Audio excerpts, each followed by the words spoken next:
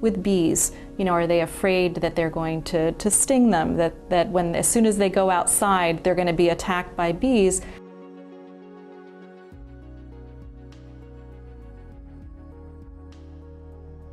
All children have fears and situations that they want to avoid. Usually, children have an average of about 3 things that they're afraid of at any given time. Those might be a swimming pool, or bees, or dogs, or raising your hand in front of the class.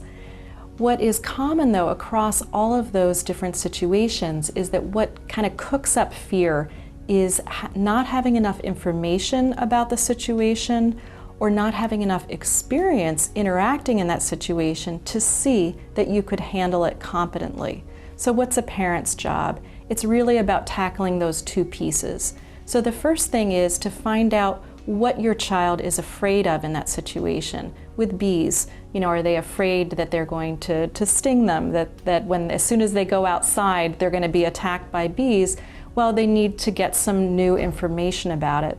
What can be really helpful is helping your child to go from this very afraid state about the bees or whatever the target is, to becoming an expert about it. So do some research with your child, and then ask your child to teach somebody else what they had learned.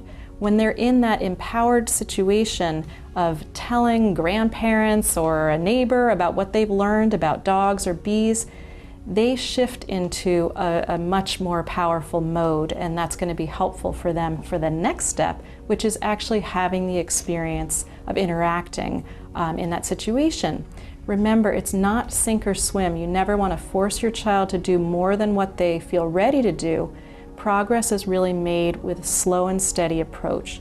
So your child can look at bees in a jar or out the window from a distance, and little by little get closer. Maybe change the feeling about them by giving them a name, talking to the bees, saying hi to them.